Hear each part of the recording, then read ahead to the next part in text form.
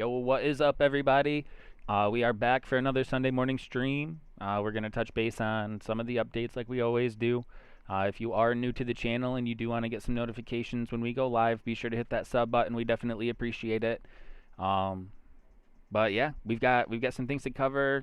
Looks like we've got some more unique news for this week. Something we haven't dabbled into yet, and that list of things we haven't crossed paths with keeps shrinking. This has been such a weird year, but um, I don't know. Let's get into it. We've got a couple guys coming back here that have been really good for fantasy that have been out for a few weeks here. One of them you really like and have liked for a while.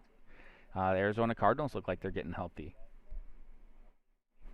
Arizona is getting a little bit healthier. Yeah, Chase Edmonds is still out, right? He's what is they said last update on him was next week, week 14, I think. Um, but Kyler Murray back. Obviously, that's a huge boost for everybody. And D Hop is in. He's the more interesting one because there's been mixed reports coming out about him maybe being on a bit of a snap count. Uh, Cliff has even said like he helps our team when he's out there. He essentially kind of alluded to the fact that like just the attention he draws helps the team, and so he's going to be out there on the field, and he's going to help them in that way. Like it just feels like one of those where it feels like one of those situations where like you have DeAndre Hopkins on your fantasy team and you play him because he's active, and of course you can't bench him. But it is at least somewhat likely, if not highly likely, that he's going to end up with a disappointing day today. So it's a bit of a like he's back, so it's a plus, and you'll take it. It's a bit of a bummer at the same time. You wish you could hear that he's just like full on ready to go. We're not going to worry about it. I don't think that's the case, but who knows? I mean, all it takes is one play with him. Like even if he can get an end zone target that he can come down with, then cool, your fantasy day's made. So hey, I mean they're back, right? So that's good news. It's better than not. Yeah. So yeah, it's pretty big. I mean, we've both. I think we're a little split on this, but I was thinking that the only thing that might suffer from that, unfortunately, I also have to rely on this player this week and maybe another week or two. But I think Zach Ertz might take a small step back with Kyler. I think he's more capable of hitting the other targets that they have. I mean, Zach Ertz was still a nice fantasy piece, but he had a couple of his best games this year with Colt McCoy out there, and that's not ideal for the team or the offense as a whole. But I mean, it was Right, really helping Zach Ertz a little bit. So right. Uh, maybe he does. We'll see. It is possible that that does happen, but at the same time, like I just pictured what Kyler was doing in the beginning of the season with Max Williams, and he wasn't. It's not like Williams was getting a lot of targets or anything, but it was just more efficient than anything else.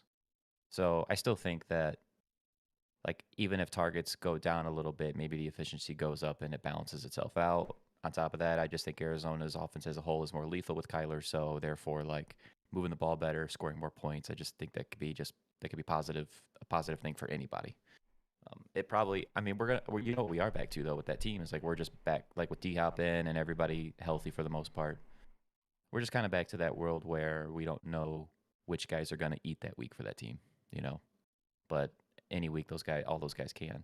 Ryan's in with a question that says which two to start the standard league: Montgomery, Burkhead, Breida. I could pick up AP off of waivers, and then also who to start on the flex. You lost CMC and Carter. Yeah, what a bummer of a year for CMC, huh? I think I would play if I'm looking at those three. Like I think Montgomery is an automatic in for me, and then the real question is between Burkhead and Breida. With Burkhead, obviously he has that advantage of we think more volume now with David Johnson being out. But Breida is on the much better offense. They're also going against the Patriots, which have been pretty awesome on defense. So that is an interesting one. But I think I would play Montgomery, and I think Breida has more upside, so I'm going to play Breida over Burkhead.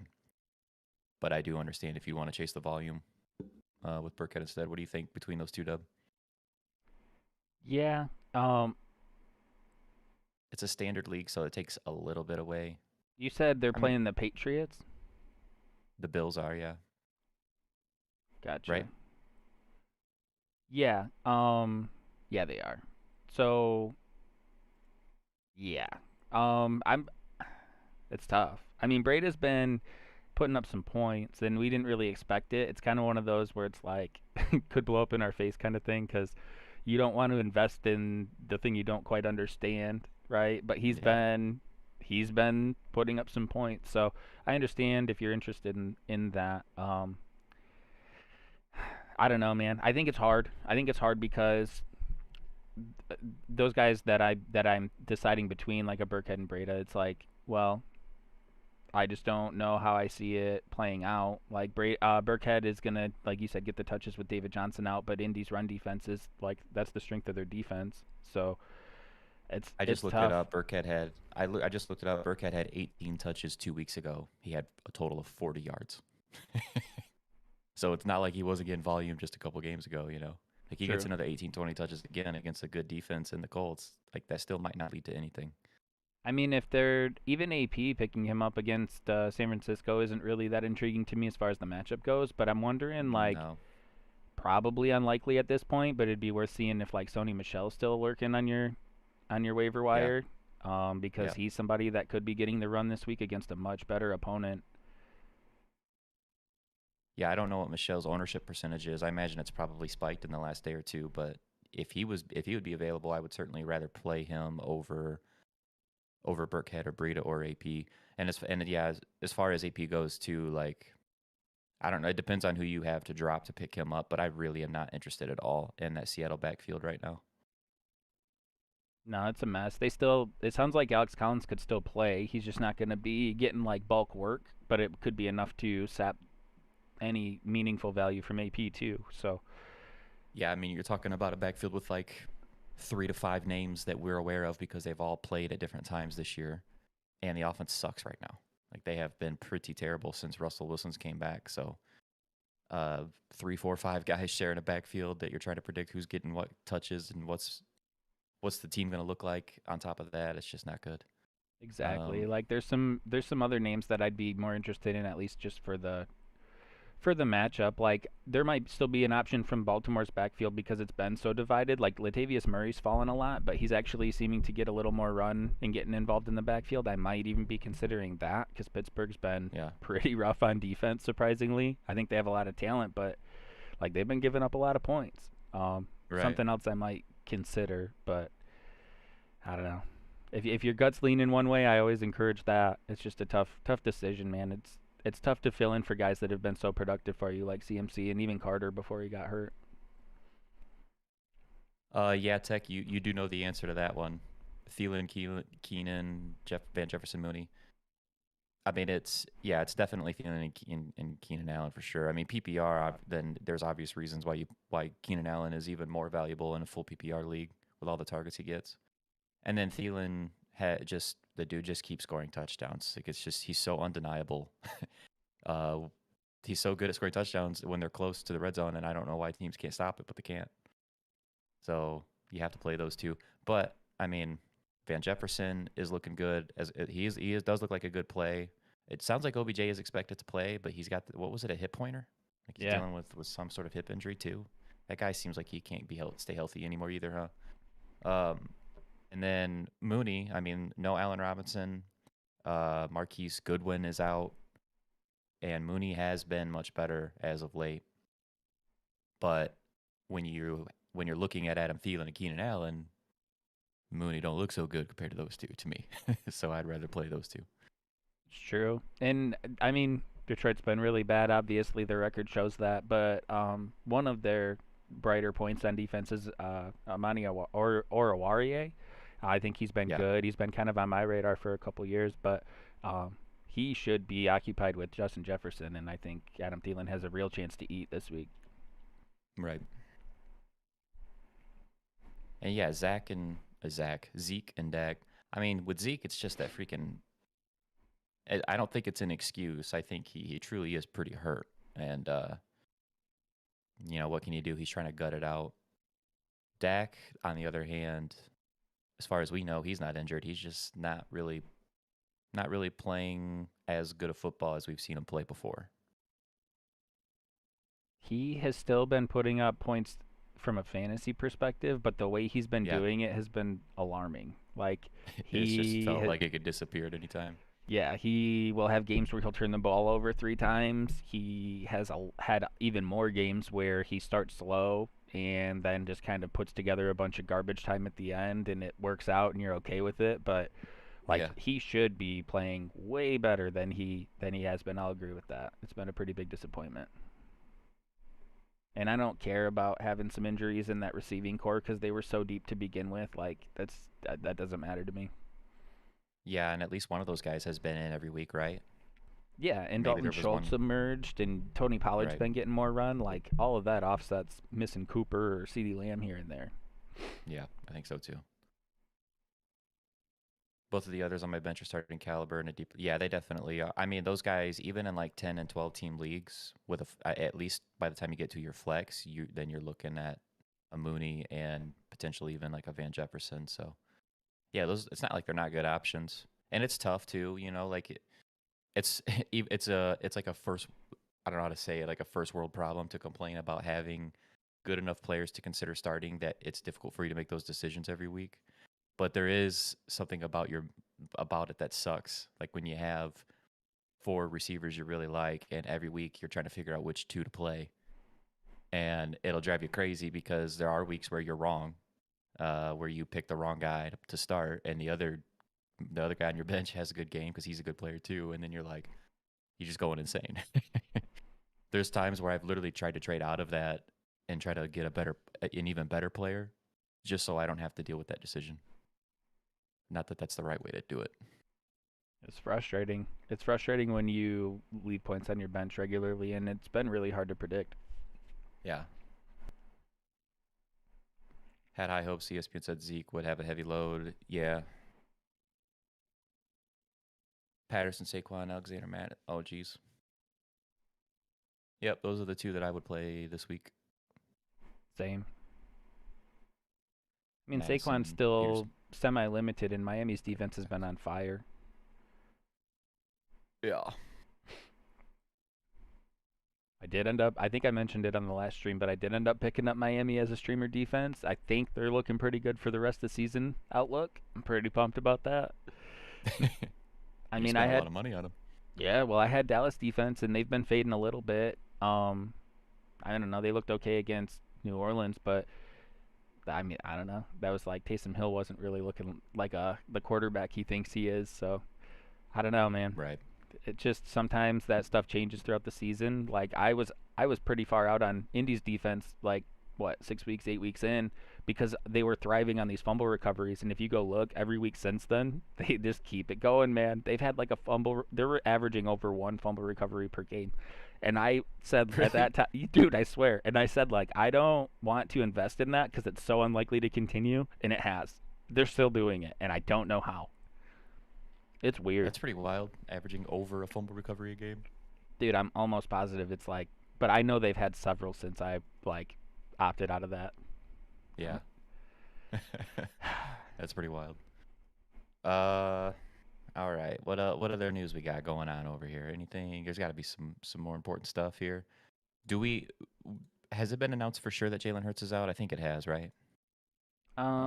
If it's not official, it's as close as it could be. Yeah. Oh, right here. It just happened. Like 30 minutes ago.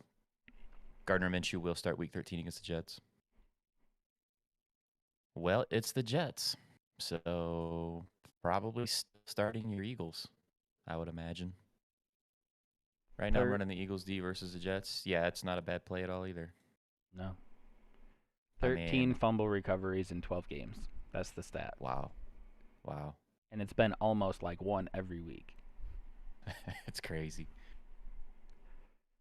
You know who might be set up for a nice game today? Melvin Gordon's out. Javante Williams, we get to see him with a full workload, Yeah, and that's probably going to. He's probably going to have himself a day today. I would, if I had to bet. And then the question will be, obviously we got to know how long Melvin Gordon's out for. But even if it's just a 1 week thing, if Williams goes out and has himself a good game, does he from that point on, like I mean, we're late in the season, is Williams gonna be able to maybe step over Melvin Gordon, kind of take over that spot? 'Cause if so, dude, like he'd be a really nice player to have on your fantasy team as somebody you could probably plug in as your. I mean, guys people that have him are probably starting him some weeks anyway, but that would just give you even more confidence and more consistency with him, and then he could be like one of those, potentially league winning type guys, like that second RB you really were hurting for that now you have. Yeah, you're But pumped if you I don't have know. Javonte Williams. And I think the matchup here is pretty solid too. I mean, they're in Kansas City, and Kansas City hasn't really been that team. There's been 1 week I think where they really forced the game flow. Otherwise, the scores of their games have been a lot closer than you would have expected coming in. I mean, their defense Hmm. has been pretty rough, but also like they're not they're not that team that's been putting up a shit ton of points. So, um, I mean, it could be a really No, nice really nice peak this week, and yeah, I mean, who knows what that becomes over the next few weeks. right. I lean towards probably assuming that Melvin Gordon kind of just steps back into his role. I've kind of stuck with that feeling so far this year, and it just seems like that's the way it's going to go. Like if Melvin Gordon's healthy, he isn't going anywhere. But this this injury and him being out does open up a little bit more of a possibility that there's a changing of the guard there. Um, so Darren Waller's out. Foster Moreau is going to be starting tight end for the Raiders this week, and I think it's worth mentioning because I mean Foster's name has kind of been thrown out there already this week with a bunch of people talking about him, but he is an interesting play because I think he's a pretty good player. I don't think it's just like some bum that's stepping into Darren Waller's role for a week. I think he can actually make plays happen on his own. So if you're hurting at tight end, especially if you had like a Darren Waller, nobody's out there. Foster Moreau, you could plug and play him in. Um, what else we got here? Debo's out. We know that Devontae Parker is activated today. I think that matters because Jalen Waddle has sort of leveled up over the past month. He's been really consistent. Last past week he's finally was able to break off a couple big plays and really looks the part out there. But when Devontae Parker's been in, Parker has kind of like he's stayed the number one. You probably consider him the number one wide receiver there, even though nobody wants to give him any love. uh, Regardless of that, like Tua targets him, and Brissett was targeting him when he was in. So that'll be another interesting dynamic to pay attention to because does Waddle is this Waddle from here on out where he is actually like whatever assumes the number one role kind of and continues to do what he's been doing, or does he take a step back a little bit and Devonta Parker maybe eats in with 7-8 targets a game? So that'll be something worth paying attention to today. Yeah, Mm, yeah, I think Waddle probably stays pretty close to the same, and then if Parker would be the efficiency, the guy to capitalize on some efficiency. But we'll yeah, see. I mean, even having Parker out on the field, if he gets a couple catches and spreads the defense out a little bit, like, does that offer more for Gesicki? Like, some things are going to change there with right. Parker back for sure. I think so too. Yeah. Uh. Hmm. Hmm. Brandon Cooks Hmm. is playing through an illness. It sounds like he Yeah. was in pretty rough shape, so he is playing. But I mean, that's the one guy in Houston that we've been interested in all year. I might temper some expectations with him. If you've been leaning on him, I mean, you probably continue to do so unless you scooped up a nice option afterwards. But I Yeah. do think that if you're totally desperate, if you're in a super deep league, it could offer some more opportunity for Nico Collins. He's been kind of on my radar, and when he gets opportunities, he has been. Um, he has been making the most out of what he can do. But it's something that I'm pretty far away from investing in unless it's like super deep league and maybe you ran into some tough luck. But I do think there's some extra opportunity there for him. Another guy that I'd put in that same category of like probably not starting him unless it's like a really unique circumstance. But um, I did see an update today that said one of the Jets receivers is out with an illness, but Mims returns from an illness. So I don't know. I'm pretty far out on Mims in as far as fantasy goes this year. I still think he's a super talented receiver, but they do have Davis, Elijah Moore, and Crowder back, so it must have been Keelan Cole that they ruled out with the illness. So not interested in that, but I still love him. One day, man. One day he might be on another team and get to actually be out on the field and play. Dude, if he goes anywhere else, I feel like I would want to have him on my roster next year. See, that's why Dynasty would be fun. Right? Because you could go trade for a guy like that would in any other format would not matter at all. But in a dynasty league, you could go get a guy you believe in like that for super cheap. Like have that guy in your back pocket. He's the 30th player on your bench, and you can hang on to him until he changes teams, and then see if something happens. Yeah. Man, we got to get in a dynasty league, man. Got to do it. Another kind of, I don't know, lower ping on the radar that could have been a bigger deal down the stretch. Trey Sermon goes on the IR. I know that I don't know. I guess I don't know that the Niners were planning on doing it, but I know that if there was a situation where a team wanted to get an extended look at a rookie before the season's over, we were getting into that point in the season. So that's a really big blow to what he might have been able to do. I know Elijah Mitchell's been pretty good. Jeff Wilson's back. So it was already pretty unlikely, but sometimes teams will force it just to kind of see what they have, is what they say moving forward. Um, so I don't know. That's a pretty big blow to Trey Sermon. Probably more in like a dynasty situation, but we're not going to see. We're not. We're just. We have zero chance now of seeing that happen. So I thought that was worth Right. mentioning. I don't even know if they were going to, man. I mean, before he was listed out, like they were running Debo at running back. With Like Debo Elijah was Mitchell a back too, that was so weird. yeah. I mean, Debo was getting like he was essentially like a full-time running back. It's so bizarre. And here's the thing too, was pretty awesome. He was pretty awesome running the ball. You know what Debo is? That boy right there, he's just a football player. Yeah, really is. He's so good. He's so good, man. Probably Debo being out still means good things for Ayuk. It looks like he's really coming around. Um, Oh, he should yeah. If Debo's out, like Ayuk should be producing. No excuse. yeah.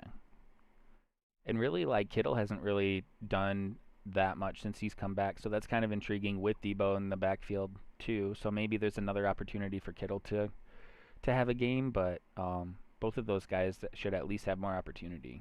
I like them both Mm-hmm. for who they Mm-hmm. are and where they're at right now. Yep. Another. CEH is coming back. That's what I was gonna say. CH is expected to play. He's got some sort of illness, so it wasn't COVID related or anything, but I guess he was sick with something. But Hopefully he is sick of being expected to bad at play. football. I don't even think it's a for sure thing that he's in though yet. I think it's like an expected to, but we don't know that for sure. Um, I would assume it sounds like he is going to, but that game is the game's later, right? It's a 8 o'clock game, so I mean, if I had Clyde, I would hope I'd have Daryl Williams just in case. I probably want Daryl Williams on my bench anyway if I had Clyde. But at least there you're just safe because you know that Williams would just be an easy plug and play if CEH wasn't playing. Yeah, there's not Um, really much at that point or later in the slate that would compare to what you could get out of CEH either. So you'll probably want to make no. that decision early if you're not feeling great about it. I mean, the best options you'd have afterwards that you might still have access to would be like a Breda, because you've got the 8:20 game Yeah. tonight, and then Buffalo plays tomorrow. Um, and none of Yeah, it'd be that. like sorry, go ahead. It's just none of that's going to offer what CEH would. So if you're not feeling good Right. about his production this week, or you're not sure about his status, then I'm going to pick my alternative before I need to. We don't even know for sure either. We're assuming that Breida is gonna be in, but like, would you be surprised if we? Because that game is not until tomorrow. Wouldn't be surprised if we find out that all of a sudden Zach Moss is active because he was inactive last week, right? He was a healthy scratch last week, and Breida did score again. He did make more happen with his limited touches than Singletary, so you wouldn't think there'd be a reason why Breida wouldn't be the guy again. But there's a world where like tomorrow we find out that Zach Moss is active and Breida's not playing. Yeah. And at that point, you'd be looking at like a playing freaking Brandon Bolden if he had like a CEH and he was out. Yeah. Oh yeah. I don't know. That that game, I have no idea what to think about that game as far as how it's gonna go. But I am really looking forward to watching that game. Bills Patriots on Monday night. They're But basically playing for the division. yeah, yeah. There's like so much on the line with these guys right now, for that division. but we get to see Mac Jones play against who's been playing really well, really good for a rookie, and you got the Bills defense. It's probably going to be bad weather. Is Buffalo going to be able to score on the Patriots defense? Like there's a lot there. Oh yeah. Singletary's probably going to get 15 carries. Can he get over 30 yards? We don't know. We'll see. We've got What we're getting towards the end of our bye week schedule too, which is nice. I mean, it's at the end of the regular fantasy football season too, but this week we've got Cleveland, Green Bay, Tennessee, and Carolina. That's kind of rough for fantasy. Yep. Especially when you got multiple team players from those teams on your team. Yeah, I mean you've got Chubb, Hunt, Aaron Jones, Devontae Adams, Aaron Rodgers. Tennessee's kind of a moot point because their guys are all hurt. And then Carolina, Yeah. you got DJ Moore, Chuba Hubbard now. And Like those are Hubbard. guys that would have been Yeah. producing. Yeah. Speaking of that, real quick, what's his name that's on that team now? Not Hubbard, but what's the other running back that's there?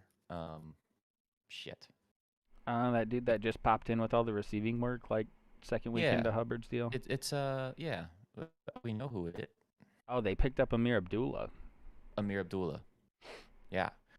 So when CMC got hurt in that game, Amir Abdullah was the one that was playing more than Hubbard. And I don't know if that was just some sort of weird circumstance and not something that's going to be repeated. But it would make me worry a little bit. Like if I had CMC and I have Hubbard as the handcuff, it would just give me a little bit of pause. Like, do I have the right guy? I think I do, but I don't know for sure. Or if anything, like maybe they don't commit to Hubbard like they did the first time CMC got hurt. That might end up just being some sort of true split backfield from here on out. Is Pittman a trick play this week? Hilton always goes off against Houston. Also, Colts RBs may get the TDs. Yeah, those are all legitimate. Those are legitimate reasons for the potential that Pittman might not have as big a game as you would like against a good matchup, a good opponent. But at the same time, I don't think you can. You'd have to have really good options to not play Pittman. I think in most lineups he's probably in. I have Pittman. I'm playing him.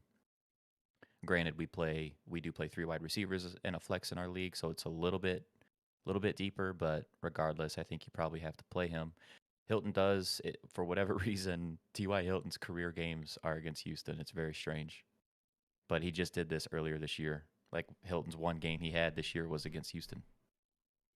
Pittman has totally monopolized the deep ball too, though. Like he's been looking Yeah. pretty good on those sideline like fades, and there's just a lot of value there. He's made a couple fantasy days off of 2-3 deep balls in the game. Right.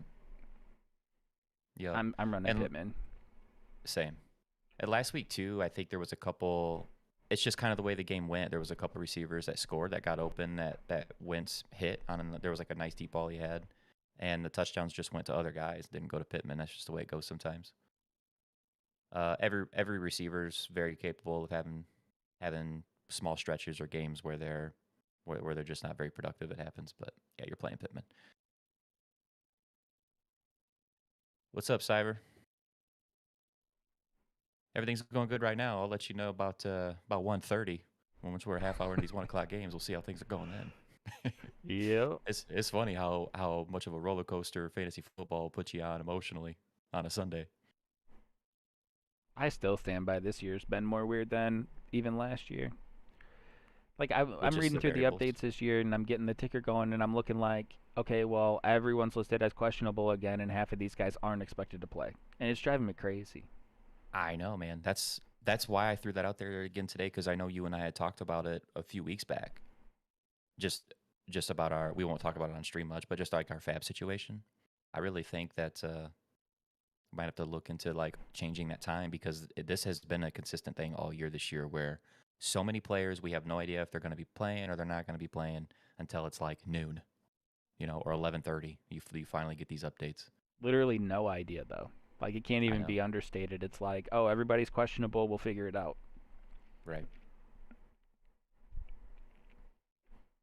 Thoughts on the Ravens game? sucks. Lots of good RBs out right now. Yeah. Yeah, yeah, there's a lot that are out. Yeah, I don't think much about the Steelers' offense, and for obvious reasons, like with Roethlisberger playing the way he is at this point in his career, it's so strange. It's so weird to have so many fantasy relevant players and such really good players like Deontay Johnson, like Chase Claypool, Najee Harris. I think he's good. I don't think he's great. I don't think he's as good as people were wanting him to be, but he's good. But it's just so strange to have all these players, Fryermuth, and yet have, from a real football sense, a pretty mediocre offense. So they are Pittsburgh already isn't that scary of a team to go against to me. And obviously the Ravens defense, obviously given the fact that it's the Ravens and the Steelers, which are usually low scoring, tough defense type of play. I think there is I think there is a potential for that game to be really low scoring, but I would feel I would have a little more faith in the Ravens offense. If one of those two teams is gonna have a good day offensively, I have more faith in the Ravens doing it.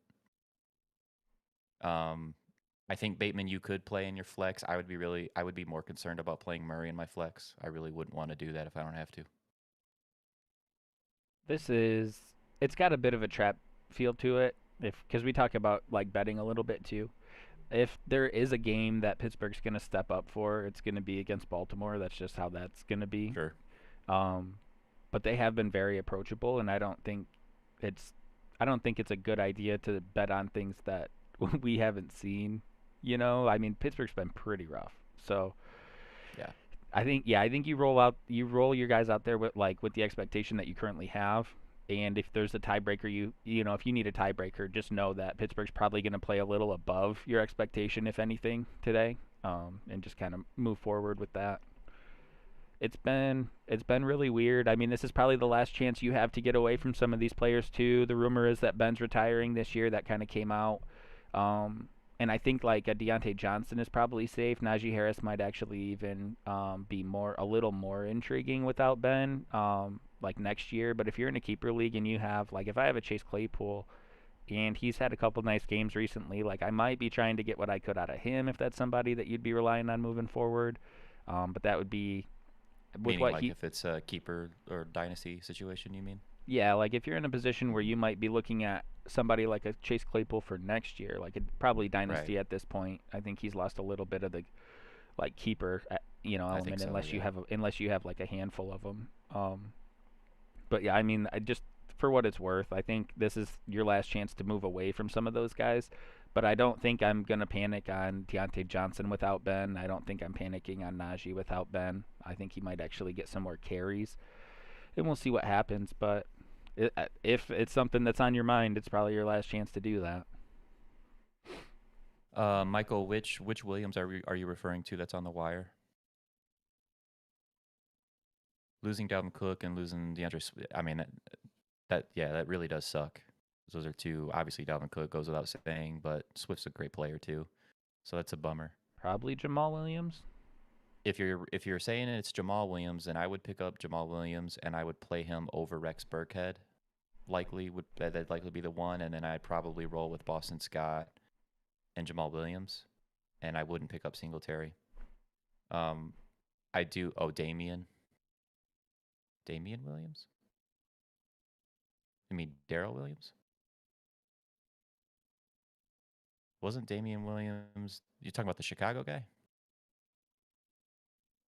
Because if that's the case, then definitely no, don't play him. Yeah, I Damian would just Williams has stick lost with a lot of stock, especially yeah, since I would Khalil just stick Herbert with started looking good. right.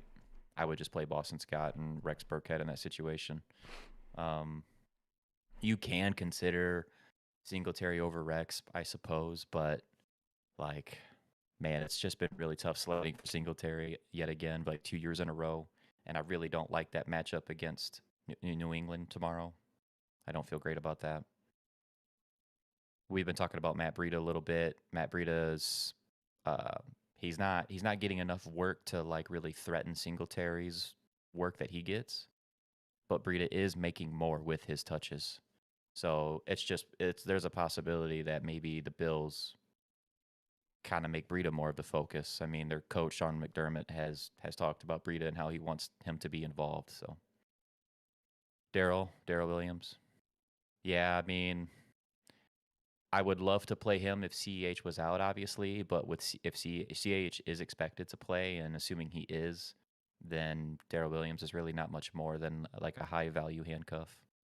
Yeah, and you'd have to Just commit to because we've seen Scott. him. Sorry. Yeah, right. You'd have to commit to Boston Scott.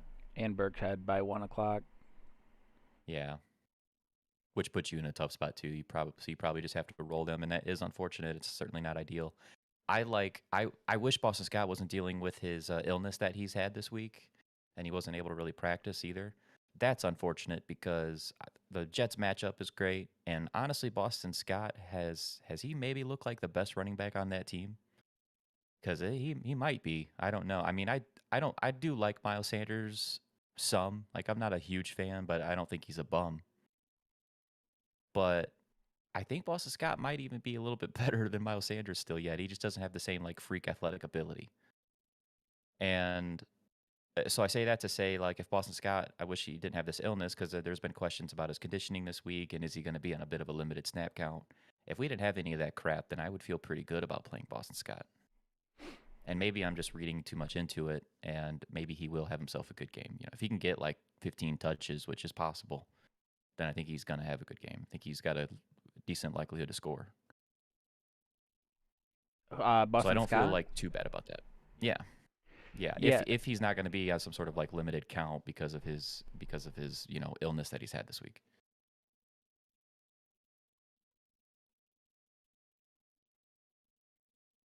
the one intriguing thing to me about the Philly backfield is that Miles Sanders did get involved early last week. I think that was really intriguing to me for what Miles Sanders could be down the stretch.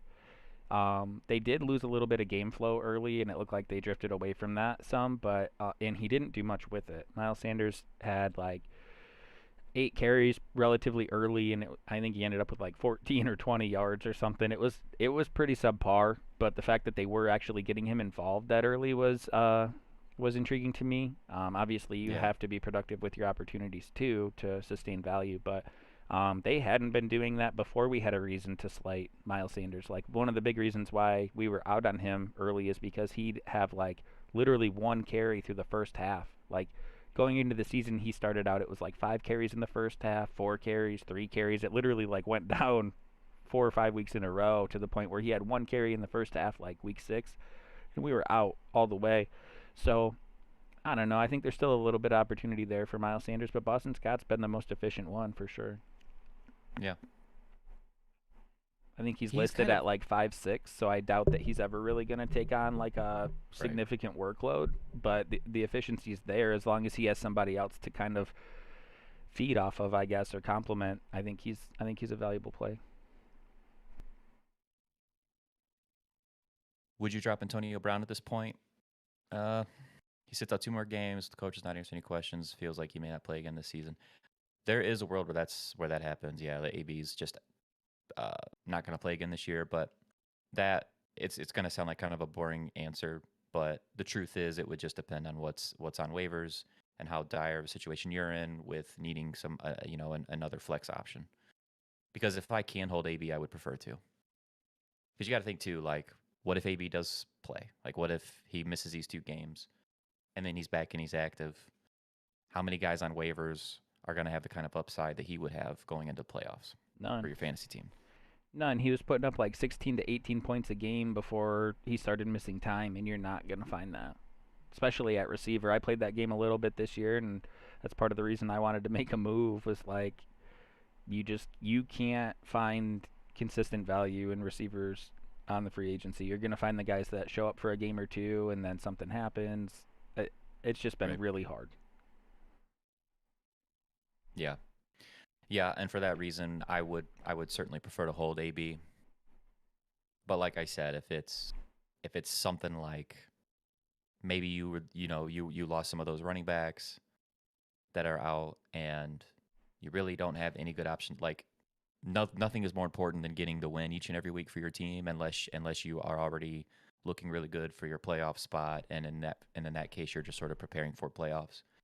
But assuming like you're in win now, If that's a situation you're in and you had to, then you do it. You can drop him and pick somebody up. But I'm guessing you probably don't have anyone on waivers that I would probably consider doing that for. Just this late in the season, there's, waivers have been picked through for the most part. Really, the only time that guys pop up as relevant this late in the season on waivers is just injuries.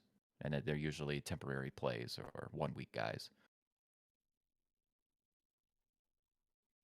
I don't even know what Tampa Bay's schedule is for the playoffs. I haven't looked. I probably looked, just forgot. But I don't even care. Like if AB's healthy and playing in the for the fantasy playoffs, like he's probably in your lineup. They get the Saints, the Panthers, the Jets, and the Panthers again. Those are their last 4 games. Play the Falcons and the Bills. Huh. Bucks got an interesting schedule, man. It's like the Falcons are, obviously a great matchup. Bills pretty tough. Saints probably pretty tough. Panthers probably pretty tough, and they play them twice. And they get the Jets too. That's nice, but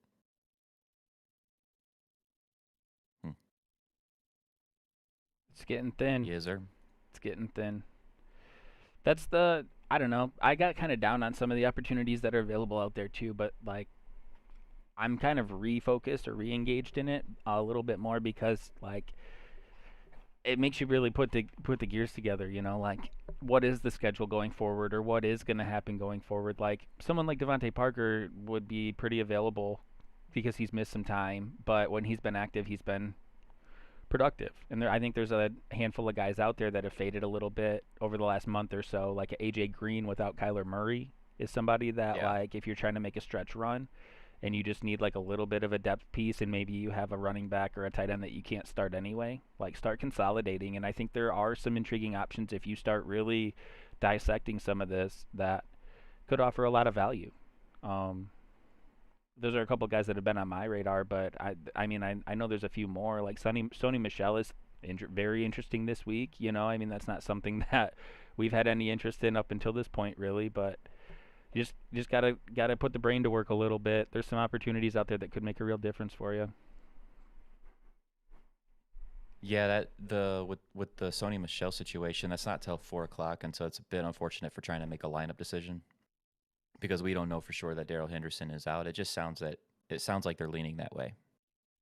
And just given the matchup, just given that it's the Jags, it feels like with the volume that Sony Michelle should see, that he would be a pretty good plug and play guy for a week. And this is something that is a bit concerning just if you have Daryl Henderson because this is kind of like his thing. He likes to get hurt. It's something he's pretty good at. He's just a smaller guy. He's a smaller running back, and I felt like we've been able to see it. If you're watching those games, I felt like we've been able to. I think you can kind of see that Daryl Henderson is just maybe a half step slower than what he looked like in the beginning of the year. It just looks like maybe got like a half step less in his like a pep in his step a little bit. Not that he's not still a good player because he is, and I would be happy to have him on my team. But I do think if you had Daryl Henderson, you should probably be trying to get Sony Michelle at this point too, not just for this week, but like the rest of the season. Logan Thomas is a hard one to evaluate. We've talked about him a little bit over the last week or so. I think he looked good last week. The issue is that him and Curtis Samuel both returned at the same time, and that they're easing Curtis Samuel in. So last week the plan was that Samuel was going to get like 12 to 15 snaps, and they did get him a couple touches, and he actually looked pretty healthy. So we were kind of talking about maybe it's like more of a mental, maybe it's more of like a mental confidence thing for Samuel, but the problem is that as soon as Samuel and or the team feels like he's ready, that's gonna affect Logan Thomas directly. I'm not sure that we're there yet. I think Logan Thomas you probably evaluate as though Samuel is not really gonna dip into that again for one more week, but that possibility is looming. Like it's coming, and we don't know how that's all gonna play out. They both haven't been on the field at the same time really at all. Right. Yeah, it does add an extra variable there with Curtis Samuel being on the field now with Logan Thomas. We really don't know for sure how that dynamic's going to work out. It may not matter. They may both be fine. Uh, I would this week I would play Logan Thomas over Foster Moreau, but I do like I do like Foster's chances this week too. I don't think he would be a bad play. But it's just, it's we've seen Logan Thomas kind of be that guy a little bit so far. So I just feel a little bit safer with playing him. He was like this close, like inches away to a touchdown this last week. I think it was God, I can't remember what happened in that play. I think they ruled him like just short with where he caught it. I think he was like in the end zone, but kind of leaning out of the end zone as he was catching the ball, and they ruled him a little short. Like he was first game back, he was that close to having a good game. He didn't play. He played most of the snaps, but he didn't play as many as he normally does before he got hurt. So he wasn't even on the field quite as much either. And I just think he's a good player too. So I like Logan Thomas this week. I'll play him, but that Curtis Samuel thing, like we do need to pay attention to that for the rest of the season and see how that goes. Like to try to predict what's going to be like for the rest of the season. I will say J.D. McKissick is out this week too, and Wendell Smallwood is taking his spot. Now Smallwood was with the Eagles, and he can catch the ball a little bit too, so he may be able to just step in and fill McKissick's role. But without McKissick there, if Smallwood doesn't sort of just like if the I almost called them something else. If the Washington football team doesn't just put Smallwood in that role and throw a bunch of targets to him, then that could lead to one or two or three more targets for Logan Thomas, and that would be interesting too. Yeah, I think well McKissick has the most receptions out of the backfield out of anybody in the league this Out of all of year. them, right? So yeah, Yeah, so like there's gonna be some targets that are going elsewhere. I don't think that they're gonna just completely fill that with Wendell Smallwood. I agree. I think he's capable of taking on a good amount of that. It's just I think there will be a few more targets that go somewhere else. right. And Thomas has been good. Another intriguing thing that I saw on the field actually was that it seemed to me as though, even though Samuel only had two touches, the touches that he got seemed to almost be playing off of Logan Thomas. They got him the ball Yeah, underneath Logan saw Thomas, that. so it's almost like they're setting up or the playbook's set up to complement those two and make them play off of each other, which could end up benefiting both. That was one where they kind of ran a similar route, right? But Logan Thomas went up top, and Curtis Samuel kind of cut underneath his route, and then the safety and the corner both pulled with Logan Thomas a little bit and left Samuel wide open. Yeah, and there's going to be times where it goes the other way, and maybe Right. Logan Thomas gets a one-on-one with positioning or something. The other touch that Samuel had was like a line of scrimmage, basically a carry. It was a line of scrimmage flick, snap the ball and flick it, and Yeah. Logan Thomas kind of ran like an in. And so they are playing off of each other a little bit too. So I'm a little less worried with what I saw last week on the field of how much they might be impacted. I think Logan Thomas could have some decent value the rest of the season. I'm excited Yeah. for Samuel too, though. Like he looked quick. He Yeah. looked like he had a little bit of burst, and I mean it was only two touches, but I don't know. When we're talking about how thin receiver targets have been on free agency, like it's just exciting to see someone out there that could produce. Right. Well, we know he can do it. Like we know that Curtis Samuel's one problem obviously is health. And if he can just get over that, like, we know he's a capable player. We've seen it. And we've seen it with Ron Rivera just on a different team. We've seen those two in tandem. We've seen Curtis Samuel be productive. So yeah, like you said, with how thin it is out there, like he's a perfectly fine hold. Yeah. Because it might turn into something.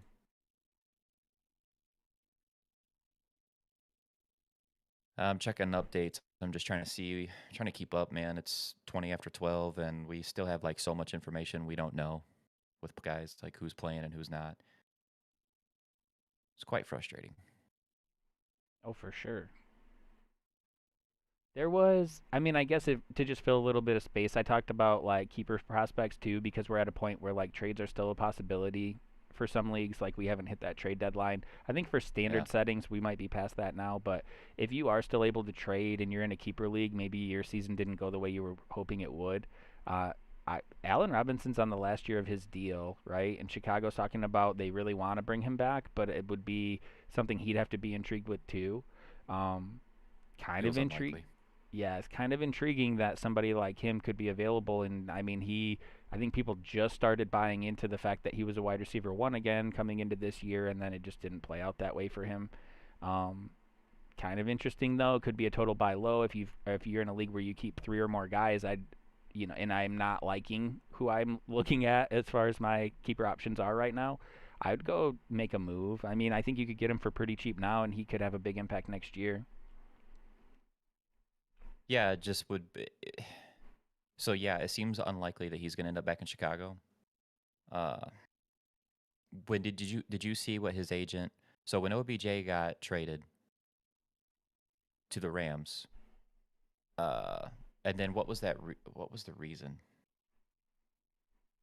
I wish I could remember the details. There was something about that trade that was released that then encouraged Allen Robinson's agent to tweet out a link to this report about OBJ getting traded and how he did it.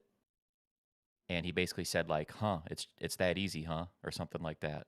Kind of like inferring that Allen Robinson wants off Chicago's roster, essentially. Like that he could have done the same thing OBJ did. Right, to get off the team. Yeah. So, I mean, it would seem unlikely. I think just like we used to joke about Allen Robinson looking super frustrated back in the Blake Bortles days when Bortles couldn't hit him when he'd be wide open all day. And you could literally see him like rolling his eyes on the field. You could tell by his body language. He His was arms really would be up in unhappy. the air on the sidelines. Like Oh yeah. Bortles would overthrow him like 10 yards on the sidelines, and he'd just be like, Yeah, just not even trying to hide it, dude. Um, and it feels like you're seeing that you before he was hurt. Feels like we were seeing that too on the field with Chicago. So I don't think he's gonna be back. It seems like Mooney's maybe gonna attempt to be the number one wide receiver on that team. He's just such a small player. He's such a small guy, but maybe he's the number one now. They move on from Robinson, and then it would just totally depend on where he goes. But yeah, like there's a lot of teams that Allen Robinson could go to that I'd be very interested in, and absolutely he'd be super cheap to get in a keeper league. And depending on where he goes, like he could be a third option for sure. Before I ended up making a couple trades in our league, or at least that one big one, I was sort of in that spot where I was thinking about it. I was like, maybe I go try to snag Robinson, throw him on the end of the bench, and just see where he goes. yeah. I mean, honestly, my team was kind of in that situation because it's like Patterson's been so good this year, but how many times do you see 1 year and then it's like kind of nothing? And he's a little bit Yeah, older, especially if he is going to be a running back going forward. It's like, might be nice to have a little insurance there. yeah, and it doesn't feel like what he's doing is going away this year, but it does feel like that could be one of those one and done years Yeah. where like you have that year where everything just clicks, it works. Other teams didn't expect it, so they're not really even prepared for it. And then the next year you wonder what the hell happened there? Where did that go? uh, it does feel like that could happen. But I think you know what that probably is though. It's probably just the fact that it's Cordell Patterson. Like it's just he's been in the league for how many years, and it's been so tough for us to want to buy into it that it's still that thing where it's like I don't know, man. you know, I mean, is he the original Debo? uh, as in what? Like that guy that's kind of been doing it for a few years, but then now all of a sudden he's just got this incredible year going on. He's a receiver that's now a running back that's Yeah. producing. Oh, I see. He wasn't as good of a receiver as Maybe. Debo was. No, he wasn't. And Chicago tried to play Patterson at running back last year when they had him. New He was England all did right. Like too. he yeah, they did. They did a little bit. It's just that Atlanta has fully committed to it, and that's what the other teams didn't do. So maybe that's all they needed was to just to really commit to him instead of using him as a gadget guy for a few touches a game. I don't know. I guess Um, it's working. it is working. It's not like he is just like falling ass backwards into these touchdowns. He's making these plays happen. So, how old is he? Do you know off the top of your head? I want to say like 32. I'm gonna look. You say 32? You think? Damn, is he that old? He's 30. 30. Wow. Yeah, it's getting up there. I think. Well, see, it's a tough spot for you because you need to hold on to him because he's really gonna help you this year. Talking about like your team. But if you were in a spot like where Cameron was, I guess, where you had Patterson and you were probably looking at like you weren't making playoffs, I'd be wanting to trade him. Yeah, for sure. I get it. I know what I did. I know what I Well, did. it was the right move though because he's gonna really help you out this year. You would think for the rest of the season. And I mean, we for your specific trade, we don't even know if we don't even know if Calvin Ridley's playing football anymore. So Dude, I would have to give something back to Cameron if like Cal Ridley just retired. I'd be like, all right, man, bro, damn. you could have AB back. Any more info on Burkhead? Uh, sh- Still struggling on my flex between him and Murray. Yeah, it's the thing is like, so Murray was the guy for I mean I quote the guy for Baltimore, and then he got hurt, and then Devonta Freeman has seems like he's the dude now for them. And I'll be honest, that's not that surprising to me, just based on how they've looked on the field. I think Devonta Freeman should be getting more work than Latavius Murray. It's Pittsburgh. Murray's the second running. He's really like the third running back on that team because you got to think about Lamar Jackson too. I really don't want to play Murray, man, but I really don't want to. I'm not the biggest fan of playing Burkhead either. It's just that at least I know he's going to get a lot more work than what I would expect Murray to get. Like I'm just gonna chase. I'm just gonna chase that work and like take the volume with Burkhead. And no, I don't like it either. And he certainly could have 20 touches and 40 yards, but I will play him over Latavius Murray. Especially, I think to help with the tie, if it's PPR or half PPR, I think Burkhead gets the bump too. Like David Johnson's been getting like 3 to 5 targets on a regular basis. So with him out there, Burkhead's gonna should get more work in the receiving game too. Um, so yeah, I agree. I don't care for the matchup much either. It just kind of is what it is. Yeah, Latavius, I mean, Murray's going to get what? He's probably going to get 8, 9 touches, something in that range, maybe 10, maybe. And you have to, like, he has to get in the end zone for you because he's not breaking off any big runs. At least with Burkhead, like, maybe with enough work, he can scrape together 50, 60 yards. And if he catches a few passes for you, then great. Standard league. Yeah. Yeah, they're both tough plays, man. I get it. It's not a fun spot to be in. Are your waivers pretty thin? You said this was for your flex, right? You got anything on waivers that might be of interest? Whether it's, receiver, hell, even some tight ends maybe. Like I don't think it would be crazy to consider like a Foster Moreau in your flex, even though he's a tight end. I don't think it would be crazy to consider him if you're looking at a guy like Latavius Murray or a Burkhead. yeah, yeah. You've even got. I mean, if you're going total pot shot here too, like might be another one where you're looking at a touchdown for like an Evan Ingram because they have Shepard and Tony are out this week, right? Yeah. Yeah, he'd be same thought process, yeah. But I would feel better. I feel a little bit better probably about Foster just because uh, Evan Ingram, I felt that same way about him. Was it this last week? I mean, I knew what it was. Like I wasn't banking on an Evan Ingram, and you're not saying that either. But he didn't have Shepard in, and he didn't have Kadarius Tony in, and he had 3 catches for 37 yards, I think it was. And there's no, maybe this is better, but I doubt it because it's what's his name, Mike Glennon. But Mike Glennon's the quarterback today for that team, so that's even another ugly variable. Yeah, it's rough. You got the Dolphins I defense did going call it against a them pot today. shot. Yeah, no, like I said, I know you're not. I know you're not saying that. I mean, when it comes to a pot shot, I'm going all upside, and that's where I throw some Yeah, things out there once in a while, just so that you at least know there's some other options. I think it was 2 years ago. It didn't play out in my favor, okay, but it was like 2 years ago. I ran the hell's that guy's name? Seth something. He's a receiver. Seth. It's funny. I remember his first name and not his last name. He played for like Myers. no, he. I don't think so. It was he played for the Raiders for a few years and then he went somewhere else. But this dude, for whatever reason, for like a 5 year stretch, he had one game where he would go for like 3 touchdowns. And I was like, you Yeah, know who the what? heck was We're that? we're about week 7 right now, and he hadn't done it yet. And they had a nice matchup out there. I think the team they were playing had one really good corner too to kind of take away from some of his competition for targets. And I was like, you know what?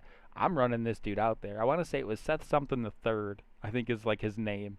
And I was Yeah. like, I'm rolling with that this week because if I catch that 3 touchdown game, I'm winning. And that's just how this is going. So sometimes if you're looking at your options and they all just feel rough, I'm getting creative. And that's just what I'm about. Like if you're looking at 3 guys that are you're looking at like a 6 to 8 point, maybe a 10 point day, and that's just where it's at. I'm taking the flyer. Oh, another guy that might be worth picking up though. We've talked about a couple #1 receivers for this team already, and they have shown value at different times. Quintez Cephas is one. I know people were interested in Amon-Ra St. Brown for a little bit.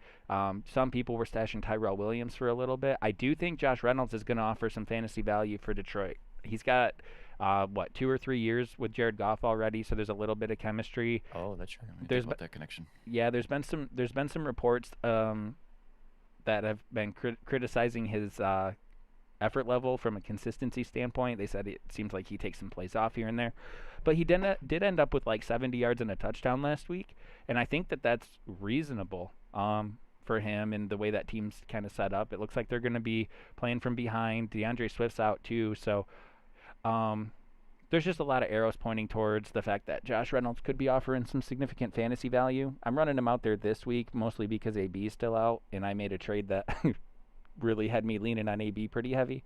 But definitely somebody that I think is worth scooping up just to see how it plays out. Oh, Justin Sure. just mentioned Josh Reynolds. Yeah, love Josh Reynolds. Really down on Kenny Galladay this year. I'm going Josh Reynolds every day of the week. You could ask Dub, Kenny G, or any other name, and he's gonna go with the other name. Hey, it was like But week 5 I picked him over somebody, but it was because everybody else was hurt for New York. It's going to take like yeah, that kind of situation for me to want to play him. I don't want to play him either. I definitely don't. The only thing, I don't know. I'm guessing you probably watched that game. Was Josh Reynolds last week because he had 3 catches? Was he on the field from the start, or was he coming in on certain packages? Like, he's a full time, full go Full at this time. point? Josh Full time. Reynolds. I want to say he wears number 8. He's been out there. He was out there all game. Okay. Was he hurt? Huh? Was Josh Reynolds hurt, or has he been playing all year? No, they just picked him up. He Oh, got cut okay. from the Rams. He forced his way out, and then the Lions picked him up because he Okay. was buried behind everybody else, really. Okay. And I thought he was a decent fill-in for them when like Cup or Woods got hurt a couple years ago too. I think he's a capable, as far as talent goes, a capable receiver. It might just be some of that mental stuff, like inconsistency, maybe lack of effort. He had flashes. He had flashes with the Rams, Yeah, and the golf thing is nice because at least golf is familiar with him. It it, was Seth it is Roberts. I Seth think that's who that Roberts. was. Yes, it is. Yeah. Yep. Yeah. Good call there, Is Ryan. that what you said? Well, I just saw Ryan say it, and as soon as I read it, I'm like, yeah, that's it. Yep, Seth Roberts. Um, I went there. PPR Brandon Cooks or Daryl Mooney. Those guys would be pretty close for me. But I know the Chicago weather may be not ideal. I I'm probably gonna still play Darnell Mooney though. I do like Brandon Cooks, and those guys are close. Like if you, I would probably want to play both unless you've got like a pretty good wide receiver group there. But between the two, I'll pick Mooney. It's just the Brandon Cooks thing. There was some. I think he's been like legitimately pretty sick this week. Is Yep. what I was reading, Yep. and that just gives me some concern. Henderson, Saquon, or Devonta Smith for flex. Daryl Henderson, Saquon, or Devonta Smith for the flex. Well, so I will say with Henderson, obviously that matters. Like we won't know until 4 o'clock, unfortunately, or close to 4 o'clock, if Daryl Henderson's even playing. And I don't know that you probably can't afford to wait, right? Because it's 12:30 now. Like these 1 o'clock games are about to kick off. So I think aren't we just looking at like Saquon or Devonta Smith for the flex, and that's what we'd be considering. Yeah. Sorry, I'm still on the Brandon Cooks thing real quick. I was trying to pull up what he was dealing with. Just said it was an illness, and he just wasn't He wasn't really practicing. Yeah. So yeah, so Saquon or Devonta Smith, and then with Devonta Smith it's Gardner Minshew starting this week. And are you of the mindset, Dub, that that's better? That might be better for the pass catchers with the Eagles. I mean, I don't know. We talked about it a little bit before stream, and it was like that was kind of the mindset going in. But I think now it might be maybe better for Smith's consistency because he's been. I was just talking to John about it actually a couple nights ago. That Smith is like 6 points or 22 points, and that's kind of like where he's been. So I think maybe the floor comes up a little bit with Minshew. It probably means more for guys like Quez Watkins or maybe Jalen Rager, but I don't know. I mean, I'm looking at it and I'm thinking you're going to probably get the most upside as with the way things are today. I think you're getting the most upside with Smith because he does offer that potential 20-point game. Um, and I don't think it gets worse for Smith with Minshew at the very least. So I think I like that upside, and it's weird because that's Saquon Barkley, but I I don't know. know. They're in It feels Miami, so backup quarterback. Like Miami's defense it, has been good. it feels so dirty to recommend Devonta Smith over Saquon Barkley, but I think that's where I'm at this week because of the reasons Dub just mentioned. Like Devonta Smith has a great matchup with the Jets this week, and we really like Devonta Smith as a player too. And Saquon's just yeah, he's dealing with. I mean, think what you want about Jones, and it's not much for me. I don't think much of him, but Mike Glennon is probably worse, and Miami's defense has been playing much better past few weeks. That would seem on paper at this point to be a pretty tough matchup. Saquon had like 16, 17 touches last week, didn't do shit with it. So it feels so wrong because you know what Saquon can do, but I'm gonna play Devonta Smith this week. YOLO. Yeah, I mean, we're far and with enough into the Henderson, season right now that I'm just at the point where it's like who's producing and who's not. Like I'll say, yeah, right. I it's hear you. been Go ahead. hard to it's been hard to lose some games because you're investing in name value or like a rebound or what is it like a law of averages kind of a thing. But like Saquon hasn't been right for a while. His volume is going up, which is helpful, but he hasn't done it. And there's a chance that he Right. does go out there and have a game. I mean, because it is Saquon Barkley, but I just think you're more likely to get a 20-point game from Smith than you are from Barkley this week. Because you have Daryl Henderson, if if Sony Michelle was still on your waivers and you could pick him up, then you can consider doing that, and you might get a Sony Michelle plug and play start over Daryl Henderson if Henderson's inevitably listed as inactive for this game.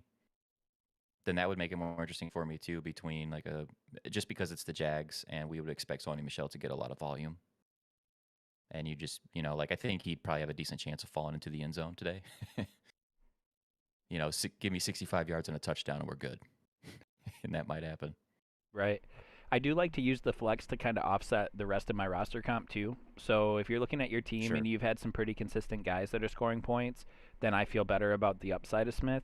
If you're looking at your team and you have some boomer busts and you're just kind of thinking like maybe I could use a little more consistency, then I am more interested in a running back position like a Sony Michelle or maybe even Saquon. But for the most part, I think we both agree you do try to get as many points as you can. It's just when you start getting into a point where it's like Devonta Smith's hit 3 times for 20 or more points. He's gone for under 10 8 times this year. So like it is kind of a volatile decision to make, a volatile play. So in this situation might be worth considering what the rest of your team looks like, or if you're I don't do this very often, but if you're looking at the other guy's squad and he's got a bunch of nice matchups, then you're just going all upside. And for me, that'd be Smith. Mm-hmm. Yeah, me too. That Chargers Bengals game is going to be interesting because Cincinnati has like on the defensive side of the ball, like they've had games where they've really showed up. They've been tougher than probably they get credit for. And Los Angeles, the Chargers have had plenty of games this week where they've just not been very good. Like can't move the ball much, and it's difficult for me to wrap my head around because I think so much of Justin Herbert. I think he's got so much potential. Like there's some games he just looks unbelievable. He's got a great arm. Like some of the throws he makes are incredible. And Keenan Allen's awesome, and I think Mike Williams is a very underrated wide receiver. Austin Eckler is obviously awesome. Like, but that could be a spot today. Like the Bengals might win that game. Bengals could beat the Chargers today, and it could be a letdown spot for the Chargers. Not Austin. Like I think Eckler's going to be fine for fantasy. Keenan Allen probably will be too, but that might just be a bit of a letdown spot there. Oh yeah, Just looking through these games. Cincinnati's been pretty good on defense. Yeah, I agree with that. I have the NFL schedule pulled up right now, and I just think Hmm. it's worth noting because if you were to go to like ESPN.com and then click on NFL and then click on schedule, you'll see all the matchups today. And it's helpful when we're talking about who we're going to start or sit and some lineup decisions. But Indianapolis plays in Houston this week. It's a divisional game, right? And there's a Hmm. column in here where you can click to find tickets for the games. You can get tickets. This is what it says on here, at least. You can get tickets starting as low as $7 in Houston for a divisional matchup today. Are you You serious? you can go watch an NFL game for less money than you could go to the movie theater.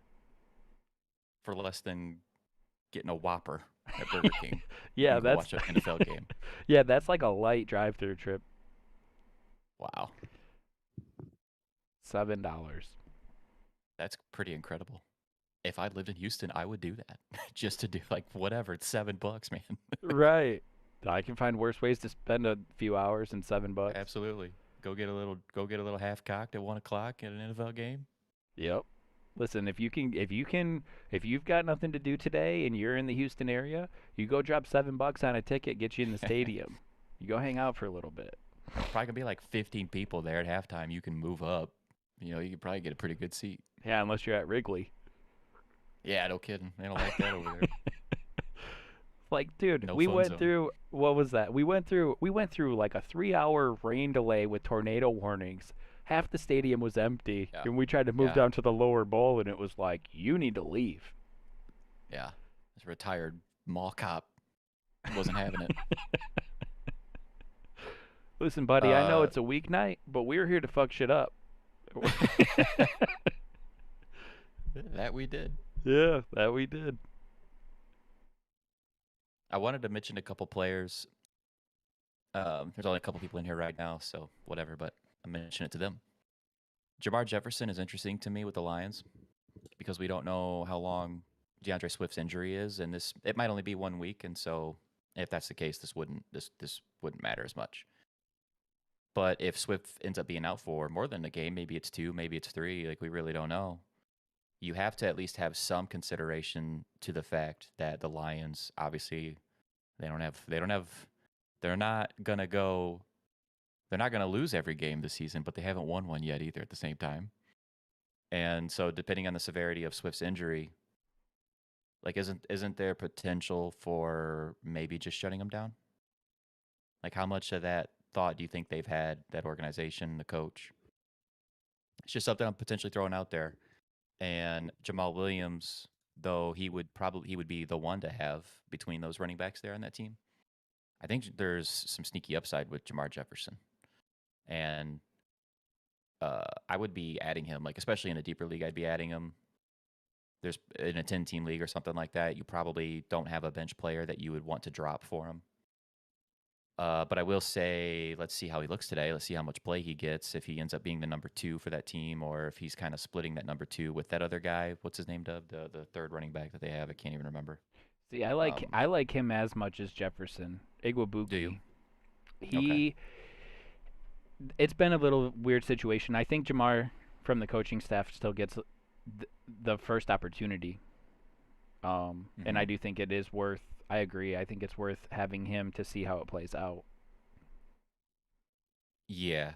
Well, there's a lot of college scouts that were kind of touting Jamar Jefferson coming out of college. They thought the Lions got a steal of a pick there.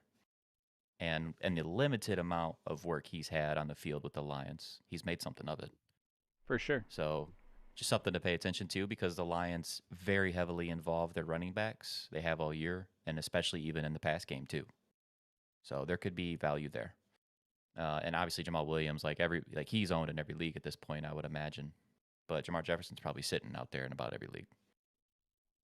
Another guy, and I'm gonna try to say his name, but I'm definitely gonna say it wrong. And it is Keeney Nwagnu or something along those lines. It's Minnesota's was their third string running back. He's now their backup with Dalvin Cook being hurt. And it seems like Dalvin Cook is going to be out at least until real NFL playoff time if Minnesota's in that mix. Which, by the way, ridiculous that he's already not like because they've came out and talked about that and said that there's been a lot of reports about that. Yet they're still acting like Dalvin might play anytime, like he's not on IR. They had him listed as questionable all the way through the week. Of course they Like, did. yeah, just ridiculous. But uh, anyway, so this other running back, obviously Madison, everybody knows him, but Keeney, I guess that's what I'll just refer to him as, was their special team. He was just getting his work done on special teams. He's had a couple kick returns already. He's very fast, and they've talked about getting him some more work, some more carries this week to give him a bit of a shot. That came from the coaching staff. So, like, Madison's going to get the bulk, but that's another player who might have the ability, if he's given the right amount of work, where he might be able to make something happen too. And he very well may end up being fantasy relevant after this week, depending on how today goes for him and how much work and how much he gets involved. So that would be another guy too, like deep bench, deep league. You could throw him on there now and drop him if it doesn't work out, but like potentially get ahead of a waiver situation next week. Yeah, So those for are like sure. two backup running backs that I think maybe one or both of them may be relevant next week. So I'm going to be paying attention to those two guys. Just to like follow up on the on the Lions running back thing, like Jamar Jefferson is the guy that's had the status, and he is the guy that I think they want to be that next man up. That Igwebuike guy, I just saw him on the field, and a bit of it's just kind of tough luck. But he had an opportunity because everyone else was hurt. There was a time where they wanted Jamar Jefferson to sharpen up a few things too, and I think that's part of the reason this Igwebuike guy got a chance. But he scored this touchdown that was just like a man's touchdown. He kind of did. He's not really a big guy, but he came out of the backfield kind of like a classic vintage Devonta Freeman, and I mean he just torpedoed this man like inside the 5 and got the ball in the touch in the end zone. Um, he looked good in the opportunities he had, but it was the next drive after he scores this touchdown that he ends up getting hurt, and you didn't see him for a couple weeks. So I don't know, man. I don't know what to expect from this guy, but I know that when he touches the ball, he comes out like a bat out of hell, and there's just like it stands out.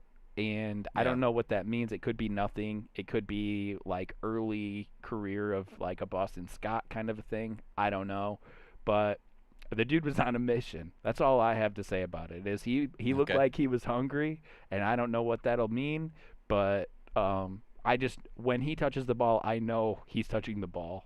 And so I do think Jamar Jefferson's the easier plug and play. I think he fits the mold of Jamal Williams and DeAndre Swift better.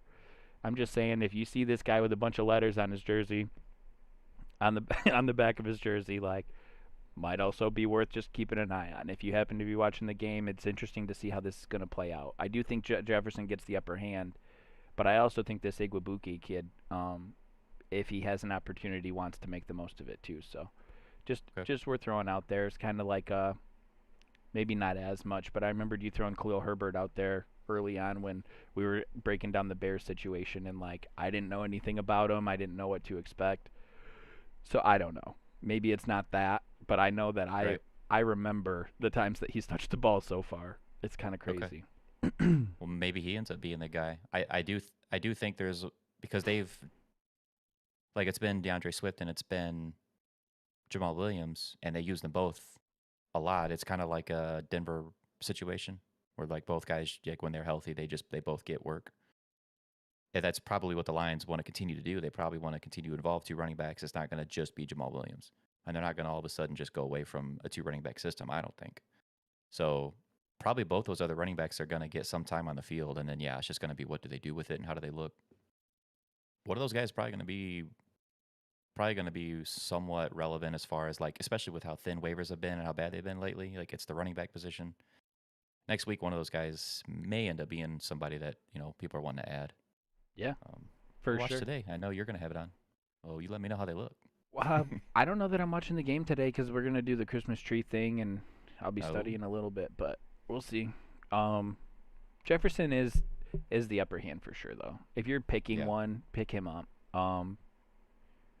I think they want him to develop too. I think that's why, like, when they wanted him to fine tune some things, they gave him the time to do that, and they were like, "Well, we'll figure the rest out this week, but we want you to be right." So Wow, bro. So the college playoff ranking just came out. they put Bama at 1. Bama at 1. What I think is worse about all that, like the recency bias was a thing for the BCS too, but Georgia has one loss on the season, which is as good as any other team in the playoff, except for well Cincinnati, but we know the strength of schedule, right? So Georgia's only loss on the year was to Alabama, who is now the number 1 ranked team. Like they would have been 3 at the lowest because they were 3 when they beat Georgia. But that blows my mind. Like how do you have Georgia in the SEC with one loss to the number 3 team in the country and you drop them 2 spots? Well, yeah, I get it because it's SEC too, and like you said, they've been undefeated up to this point. But I will say, if you look at their schedule, that you could argue, you could make an argument against Georgia that maybe they're not as scary of a team. Not that they're not really good, but maybe they're not like as scary of a team as people were giving them credit for because that first week of the season they played Clemson and it was a 10-3 game. And that one touchdown they had, the defense scored. Georgia didn't put up any points on offense. And then the rest of their schedule, like even the SEC teams they played, not very good. Then they play Bama and get the shit beat out of them. And Bama's looked pretty like, I mean, it's Bama, but they've certainly had like more games this year than I can ever remember before where they've looked beatable. So I don't know. I mean, look, as a Michigan fan, I'm pretty worried about playing Georgia, but I don't know that they're as I don't know if they're that like unbeat. Obviously, Bama just proved it, but I don't know if they're that untouchable team that we were thinking just before last night. Um, I actually was looking through their schedule, and then I was thinking, I almost wondered if they were going to drop them out of the playoff. I didn't think so. I thought they'd. I thought they'd go to 4, but so 3 to me is actually kind of surprising. It's what's more surprising is them putting Bama at 1. Like Michigan just blew the doors off Iowa, and they were number 2, and they just stayed there, and you let Bama jump from 4-1.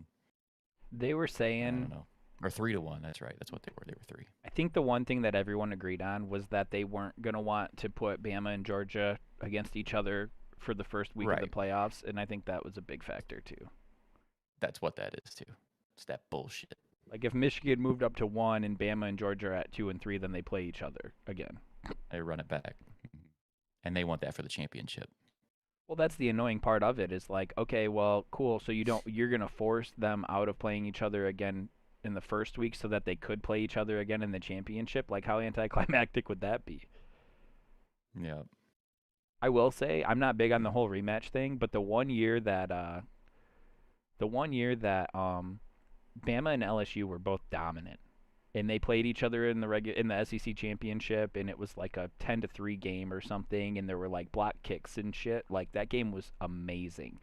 When that Yeah. happened, I was like, I want more. And they did play each other. That was in the championship. That was BCS before the playoff, and I was so stoked. Usually I'm not for the rematch, but like that one just had to happen, and it was so good.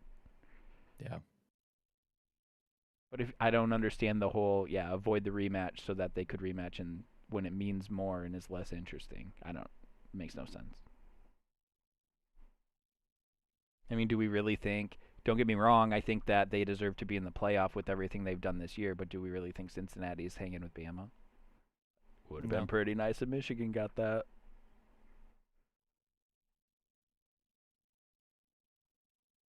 I know. It's it would have been nice.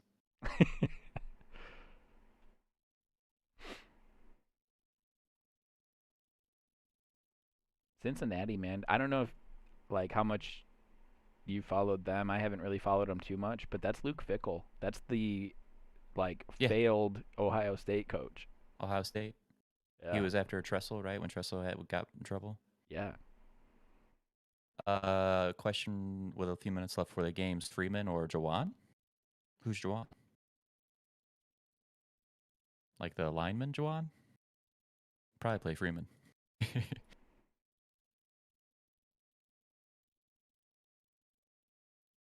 Wondering if that was maybe a mistake. That's why I wanted to get to it real quick.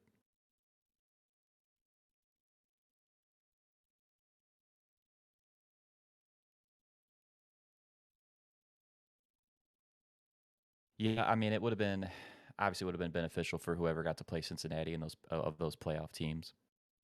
But I mean, at the end of the day, whether it's the first game or the championship game, like gonna have to play one of those SEC schools. So let's just make it happen now. Maybe if they, I mean, if they can win a game like that against Georgia, you probably are coming in with even more confidence in the championship game. It's true. Theoretically, if Cincinnati were to upset Bama, which I don't think is happening, right? But if that were to That would be happen, like amazing. Luke Fickle lost his job because he couldn't beat Michigan. So like, I'm feeling pretty good about that. Yeah. Pick 2 full PPR. T. Higgins, Odell, Bateman. Also pick 1 CH, Damian Williams, same roster. I would go. Do what is? I know we only got a couple minutes left, so I want to try to answer it quick. But what is going on with Odell exactly? Like he was expected to play. He's fine. There's no limit on snap count. I'd have to look at that real quick. He said he's got a hip pointer, but they've been saying he's going to play the whole time. So I think it's a minimal impact on his play. It's just Okay. annoying that he's always had something small. Right. I don't love the matchup for Higgins against LA. I think even though they give up points, their pass D's been pretty tough against fantasy receivers. I'm probably going Mm-hmm. I'm probably going Odell and Bateman, which feels kind of weird. Higgins has been better lately, so it's tough. It's tough, I but think I would. I think I would play. I think I would play Higgins, and then it gets tougher for me. Um, I think I'll play Higgins and Odell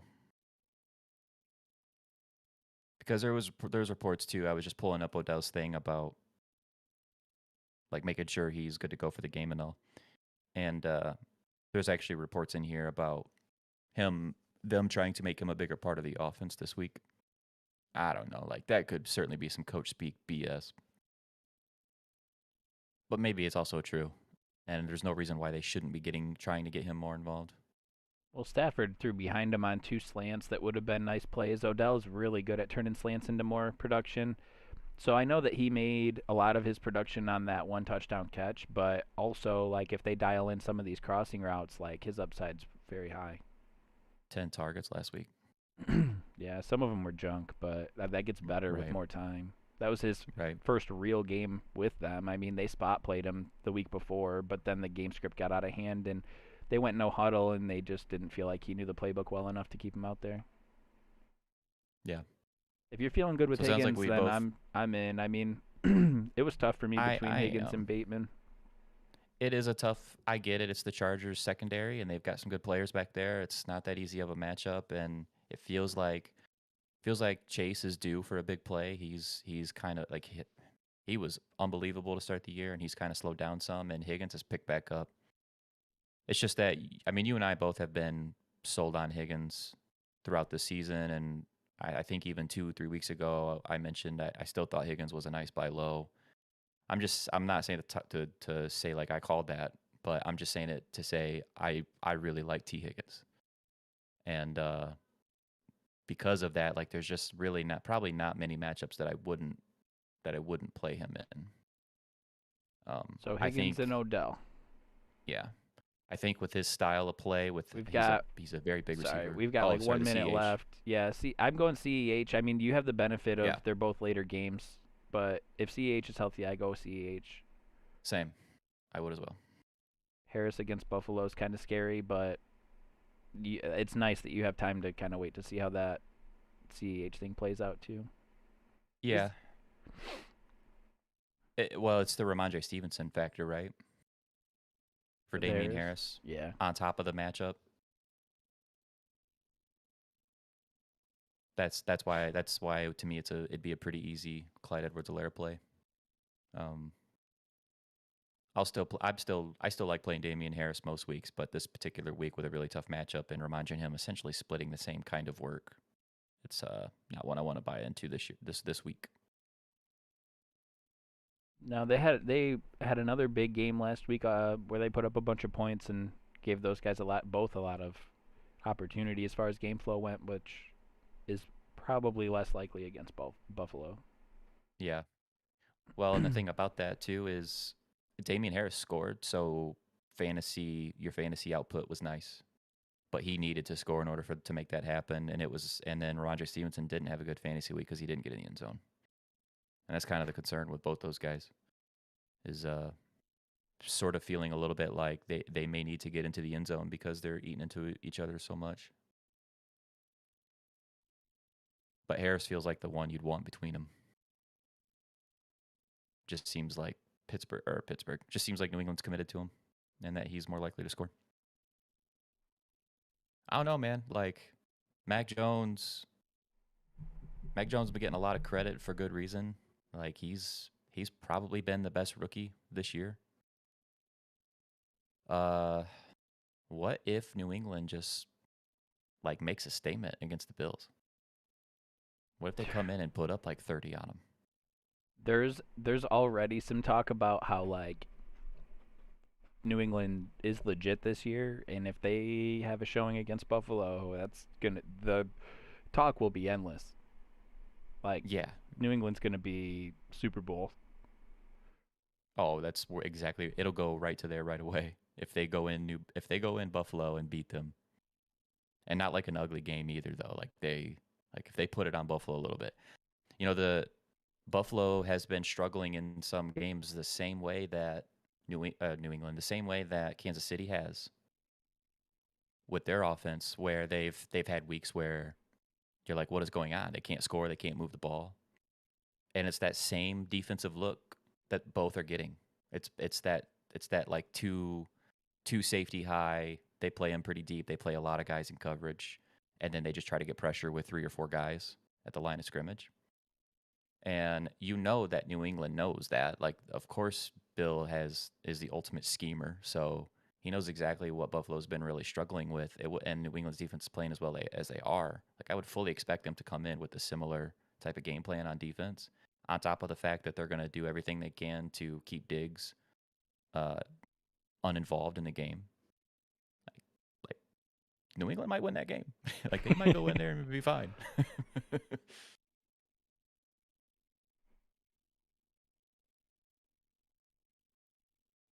Well, it is kickoff. It is kickoff. One other thing that it kind of popped up late, which I guess is the only reason I'm half concerned about it, that I kind of missed, but Josh Jacobs had some limited participation in practice. It sounds like he's going to play. We've had that a few times, so I think it's still a non-issue, but it seemed like it sounded more concerning like further into the week we got. So I don't like that, but he has played through some questionable tags already and played well. So I'm not as worried Yeah. about it, but just keep it on your radar. Kind of try to make sure you've got a backup plan if something changes. But from the way it looks right now, I think it's okay. We'll just have to take another peek there before 4 o'clock and see if we need to scramble. Right.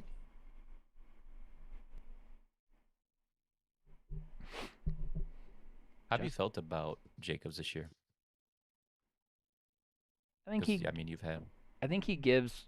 I think he's given what you expected when you drafted him. It's just that he missed a couple games, which took away from that a little bit and made it feel a little less. I don't know, a little less certain, I guess, when you go in. But I mean, he's been given. When I look at my lineup in a half PPR league, he's been getting what 12 to 16 points when he's playing. It's been nice. He's been very valuable. And it's yeah. about what I would have expected. I think it's just more like he missed a couple games early. Usually that's a little later, so it has a different feel to it. But I think he's been very good. Yeah, I think so too. He's probably. I mean, the thing is you got him at a reasonable enough draft capital when we were, in our draft, that it doesn't feel like a letdown. Yeah. If you had gotten that in the second round, you'd probably be pretty upset about it. But where you got him at, like, really can't complain. No, uh, sometimes it's just the way it's meant to be, man. I have had a yeah. quarterback curse.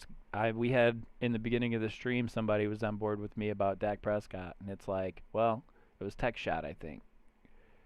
It was like, well, Dak hasn't been that good. Well, I agree, and you know what? I'm sorry for that also because every quarterback that I've drafted the last 3 or 4 years has been dog shit.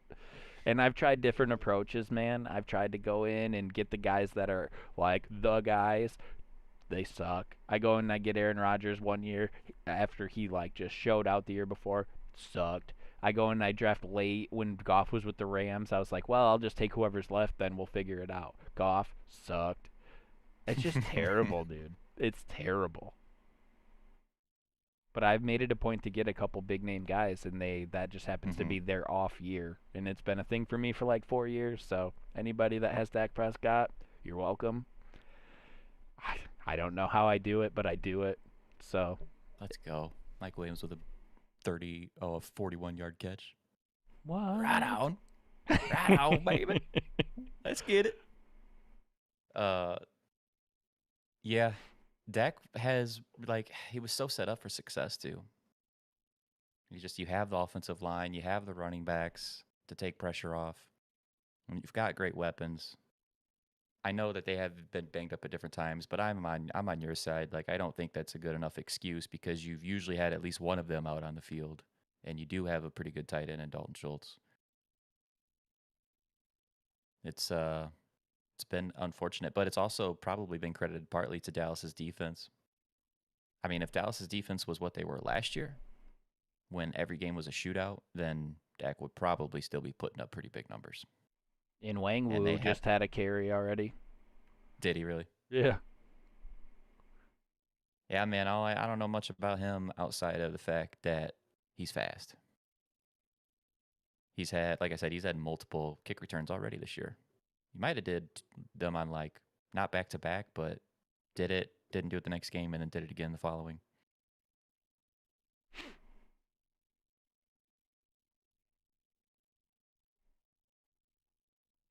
Man, football All right. started. This is how I get sucked in. Then I'm sitting here for 4 hours. Yep. I'm gonna probably heat up some reheated pizza, smash a couple slices of pizza, and watch some freaking football. There you go. I did see first touchdown of the day goes to Elijah Moore from Zach Wilson. That's a big deal because they haven't really Okay. played too much together. Elijah Moore's been a real nice, second half player so far, so that might continue there. That's good. That was a short one too, 6 yards. Wow. But all right, yeah, we're off to a good start here. You got a big play from Mike Williams. We'll see how it plays out. hmm Hopefully, we helped you guys get some lineup decisions made. That'll get you a win this week. We appreciate you hanging out with us as always. We tweaked a couple things on the stream. I think it made it look a little cleaner and nicer. Our frame rate's up a little bit. I think the image quality was too. So if you have any feedback for us on that, that'll be helpful. We're trying to do the little things that make this a better deal. So, but anyway, thanks for all the feedback. Thanks for all the chat. We appreciate it, and we'll catch you next time.